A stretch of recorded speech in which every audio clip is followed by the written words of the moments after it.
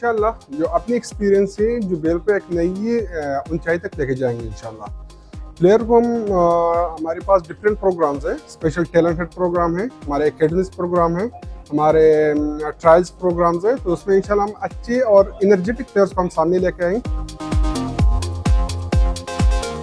और मोर इवेंट्स यहाँ पे ऑर्गेनाइज करेंगे ताकि क्रिकेट यहाँ पे मज़ीद डेवलप हो और टीमें और मज़ीद ज़्यादा ऐड हों।